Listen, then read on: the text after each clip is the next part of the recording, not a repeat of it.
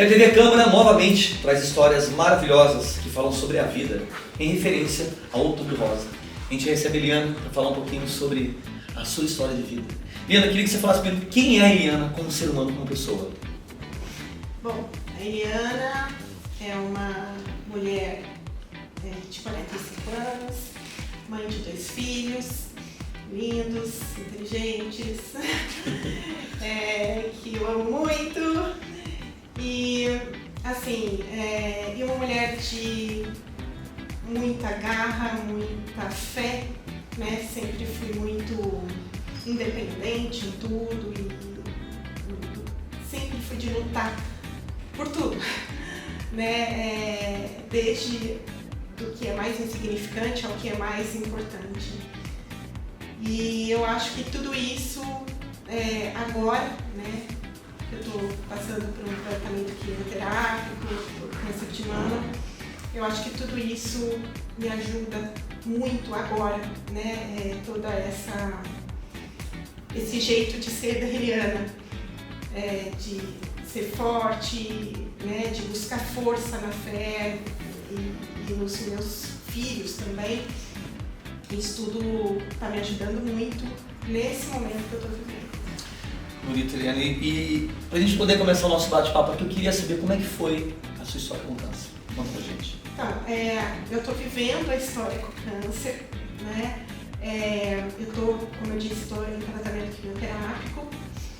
E eu descobri o câncer propriamente dito foi em março desse ano, quando eu tirei toda a mama direita, cirurgia de mastectomia.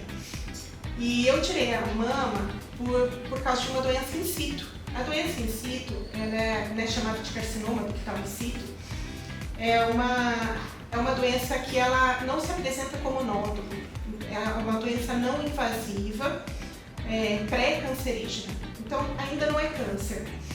Ela se apresenta na mamografia como microcalcificações dentro do mamário.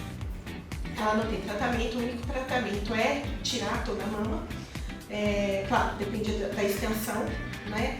E assim, eu fiz uma mamografia em março do ano passado, 2024, que eu ia fazer uma cirurgia estética. E essa mamografia, ela veio com BIRADS 2, com pouca calcificação nos ductos, com BIRADS 2 categoria 0, inconclusivo. O cirurgião plástico, na época, disse que aquele 0 significava que não tinha nada, que eu não tinha que me preocupar, não tinha que ir atrás do mastologista, né? E nós seguimos com a cirurgia estética de troca de prótese. E justo a mama direita, que tinha aparecido essas microcalcificações, os pontos não cicatrizavam. Não cicatrizavam, né? Eles acabaram demorando muito para cicatrizar, cicatrizou pelo que eles chamam de segunda intenção. E aí então, final de outubro, eu fui fazer os meus exames ginecológicos, procurei o meu ginecologista porque eu precisava tirar o útero, né, por uma outra coisa, né, uma doença chamada adenomiose, que não tem nada a ver com câncer. E o meu ginecologista não podia operar e me indicou para um colega, esse colega é ginecologista e mastologista. E eu levei essa mamografia de março. Quando... Já com exame em mãos. Com a mamografia de março, ele questionou essa categoria 0. Ele falou, olha, aqui tem microcalcificação e um BIRADS 2 0. Eu falei, então, mas o médico anterior disse que não era nada.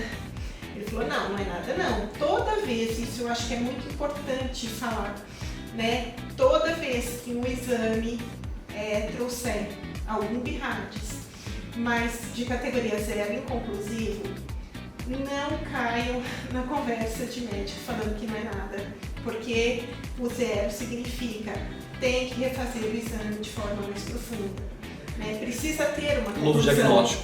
Precisa ter uma conclusão, não pode ser inconclusivo.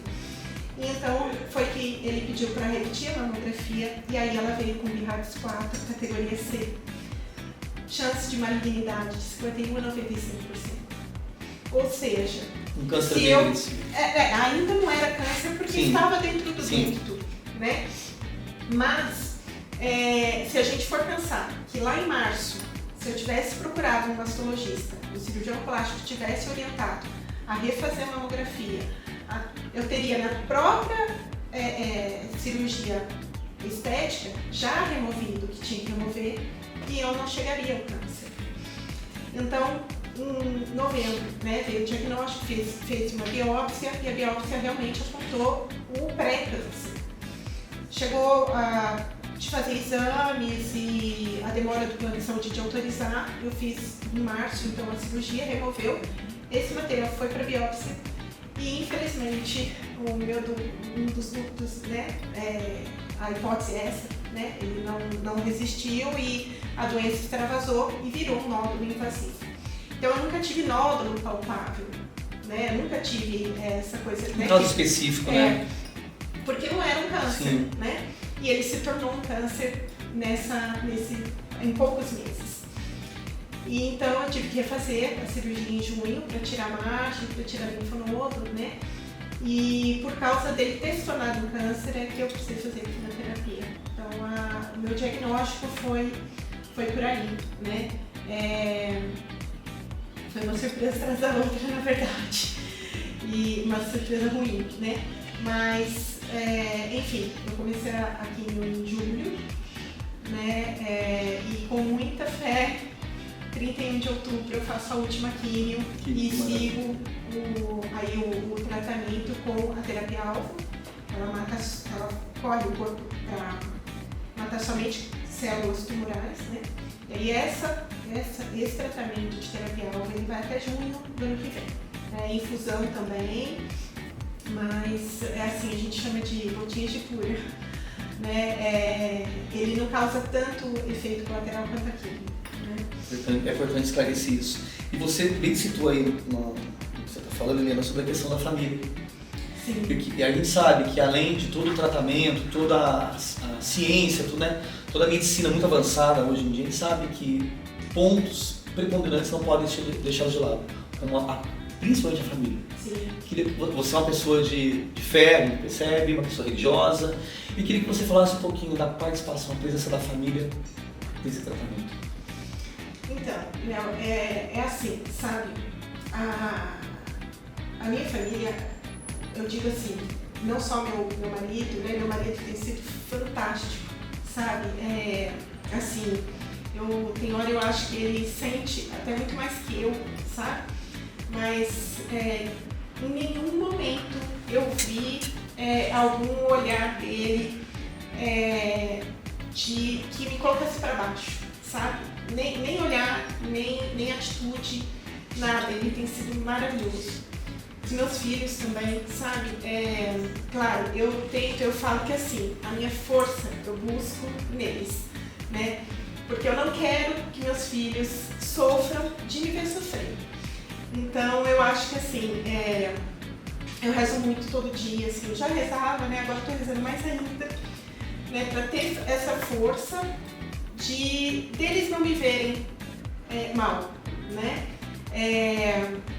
E aí assim, sabe, né, meu pai, sabe, ele foi uma das pessoas que mais me encorajou com relação ao cabelo, né, que é uma parte muito difícil do tratamento. Então assim, ele sempre, né, olha, é normal, vai ficar tudo bem e tal, né. A minha mãe sentiu muito, né, acho que por causa de ser mulher, né, ela se via, né, nessa dor, mas assim, todos, sabe, sempre me apoiando e me dando força, rezando, né. E, né, eu tenho uma amiga irmã, que é a Fabiana, que, nossa, foi ela que, ela sempre fez muito por mim, sabe, de cuidar. Ela é mais nova que eu, mas eu falo que ela é uma segunda vez. Só uma gêmea. Né? Então, assim, são pessoas que esse apoio, essa rede de apoio é muito importante, porque te ajuda a ficar forte ali. Aliado à fé também, né? Sim. Você é uma pessoa de muita fé, né? Sim. Você vem de uma família de formação religiosa muito fervorosa. Muito fervorosa, né? E isso faz toda a diferença. Independente do credo, né? Independente da religião. Sim. eu acho que o emocional ligado à espiritualidade te dá muita força, inclusive força física, né? Transforma o físico. A gente está nessa entrevista, nesse bate-papo, trazendo histórias que realmente falam, eu acho que é a coisa mais importante que nós temos na nossa vida, que é a própria vida. E a gente está vivendo o Outubro Rosa, né? A importância da questão do diagnóstico feito de maneira precoce, né, antecipado. Eu queria que você falasse para as pessoas, a importância de se fazer, de se buscar esse tratamento com antecedência. Sim. Então, eu vou começar falando disso, de uma coisa que eu acho que é muito importante as pessoas terem isso já de base, sabe? O meu câncer não é genético. Eu sempre fui muito regrada na alimentação. Eu nunca fumei, nunca fui de bebê, né? Sempre mantive atividade física regular, né? Bicicleta, pilates, musculação, enfim, né? Eu sempre fui muito regradinha e mesmo assim o câncer apareceu. Então, assim, o câncer não escolhe perfil, né? Claro que uma pessoa que não se cuida, né? Ela fica mais propensa a qualquer tipo de doença, né? Mas, assim, pensar assim, eu nunca vou ter, eu nunca me imaginei com câncer, nunca imaginei que isso aconteceria comigo. Então, assim, e aí, por que eu estou dizendo isso? Porque é aí que mostra o quanto é importante os exames de rotina, né? Para quem ainda não tem 40 anos, ultrassom, pelo menos, né? O autoexame, né? No meu caso, o autoexame não ia adiantar nada porque eu nunca tive nódulo, né? Ele apareceu... Não tinha indício, né? Então, mas, né, até 40 anos, falar com o ginecologista, pedir para, olha, eu quero fazer ultrassom de rotina, né, da mama. E a partir dos 40, mamografia. Tem que fazer. O câncer não é brincadeira. Não é uma doença fácil, é uma doença, né, perigosa, né? E assim, só quem passa para saber o processo de tratamento, por mais que você saiba que aquilo é a sua cura, né? Ele é doloroso, ele é muito doloroso. E para a mulher principalmente. Então, se cuidem, né? As mulheres.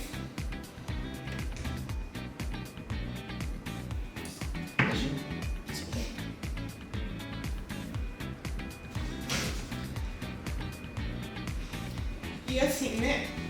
Outra coisa importante, eu acho que para dizer, né? É que os homens também não estão livres, né? Porque eles também têm tecido mamário, né? Eles se envolvem, mas eles também estão sujeitos ao câncer de mama. Então é muito importante que os homens também se informem, né, com relação a isso, também fiquem atentos, né? Porque eu falo que, principalmente depois do Covid, eu não sei, né, se eu estou muito equivocada, mas me parece que as pessoas ficaram tão propensas a todo tipo de doença e doenças graves. Então, a gente está vendo tanto caso de câncer, né? Eu não sei se são pessoas muito próximas de mim, mas a gente tem visto muito caso de câncer, né? Não só câncer de mama nas mulheres, mas, né? Então, o câncer está aí, as pessoas precisam se conscientizar e colocar ali na agenda. Outubro, se não for outubro, novembro, faça mamografia, faça exame. Não brinque, porque não é fácil. Liana, a gente, né, tratar de um assunto tão importante, tão visceral, tão necessário, é um dever de todos nós. Tanto de quem trabalha na área pública, eu como comunicador, você como pessoa que vive a situação, e a gente tem essa responsabilidade de levar a informação precisa, informação real, que realmente trata da vida. Quero agradecer muito, em nome da Câmara Municipal, esse cuidado, em nome da Procuradoria da Mulher, que é um órgão super vital que nós temos aqui, a atual legislatura da Câmara, que se preocupou muito em trazer com carinho, amor, essa pauta tão importante, não somente para as mulheres, para nós homens, para toda a sociedade. E eu queria, em nome da Câmara Municipal, te dar um abraço. Obrigado. Obrigada pela oportunidade de falar. Obrigado. Você está linda. Obrigada.